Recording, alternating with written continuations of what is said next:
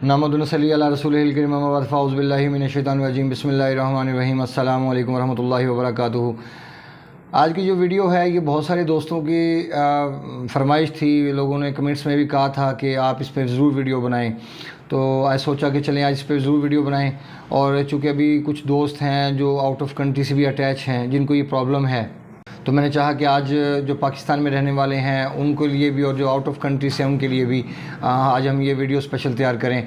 Psoriasis जिसको आशक भी कहा जाता है, इसमें दो कैफियत होती हैं, नर और मादा। इसमें जो कंडीशन होती है इंसान के जिस्म की जो स्किन है, जो जिस्म के ऊपर जो चमड़ी इंसान के अल्लाह पाक ने स्किन लगाई हुई है, खाल लगाई हुई है, इसमें स्पॉट बनना शुरू हो जाते हैं। स्पॉट ऐसे बनना शुरू हो जाते हैं जैसे दाग चंबल नहीं होता, इस किस्म के स्पॉट बनना शुरू हो जाते हैं और वो आहिस्ता आहिस्ता पूरी जिस्म के ऊपर फैलना शुरू हो जाते हैं।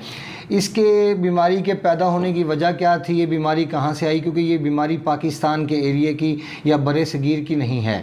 ये बीमारी तब आई कि जब बरे सगीर के अंदर जो क्रिश्चियन लोग थे, जो ईसाई लोग थे, ये लोग जब ट्रैवल करके समुद्री रास्तों के ज़रिए यहाँ तक पहुँचे, तो ये बीमारियाँ असल में जो सोराइसिस थी, ये बीमारी उन लोगों की थी जो ब्रिटिश थे, जो यूरोप कंट्री के रहने वाले थे, जो ठंडे इलाकों में रहते हैं।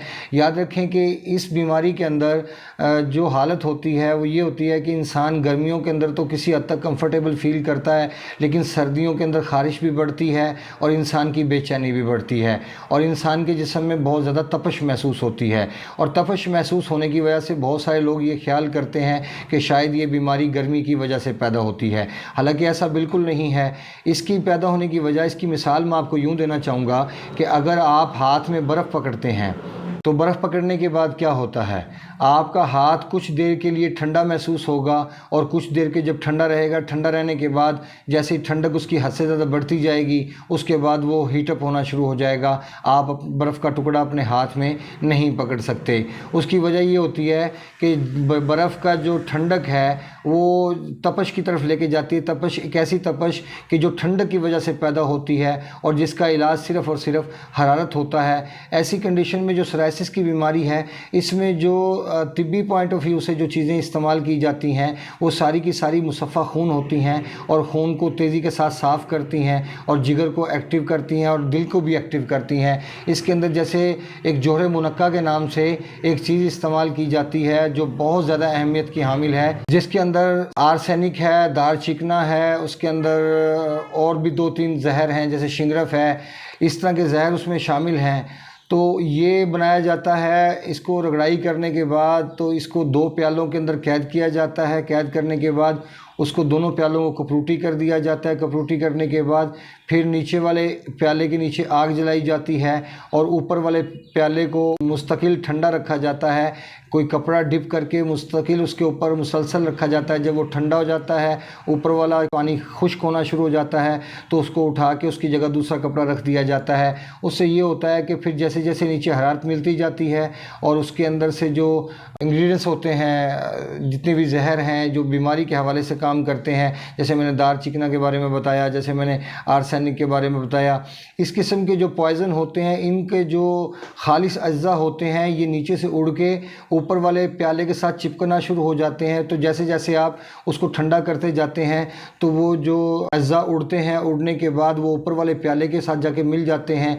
और जब ये 2 घंटे का 1.5 घंटे का प्रोसेस होता है, तो 1.5 घंटे के बाद 2 घंटे के बाद जब इनको खोला जाता है ठंडा करने के बाद, तो ऊपर वाले प्याले के साथ जितना भी पाउडर जमा हुआ होता है जो नीचे से उड़ के ऊपर जाके लगता है, उसको इकट्ठा कर लिया जाता है और फिर उसको थोड़ी सी मिकदार में इस्तेमाल करवाया जाता है। किस चीज़ के साथ? या तो देसी मुर्गी कढ़ाई बनाई हो, उसका सालन तैयार किया हो, जैसे वो सालन तैयार करके वो इस्तेमाल करवाया जाता है। तो ऐसी हालत में होता क्या है कि इंसान का जो खून के अंदर ख़राबी वाक़या होती है, जो ठंडक आ चुकी होती है, वो टूटना शुरू हो जाती है और इंसान का जिगर भी फाल हो जाता है, इंसान का दिल भी गर्म होना शुरू हो जाता है। और यही एक वाहिद रास्ता है जो इंसान को सेहत की तरफ लेके जा सकता है। क्योंकि सोराइसिस के अंदर दूध बिल्कुल नुकसानदेह है, इसके अंदर ऑलिव ऑयल भी नुकसानदेह है, इसके अंदर तमाम ठंडी चीज़ें, ठंडा पानी से लेके, इससे मक्खन से लेके, देसी घी से लेके जितनी भी चीज़ें हैं, ये सोराइसिस की کنڈیشن میں نقصان کا باعث بنتی ہیں، جیسے کیلا ہے یہ استعمال نہیں کروایا جا سکتا،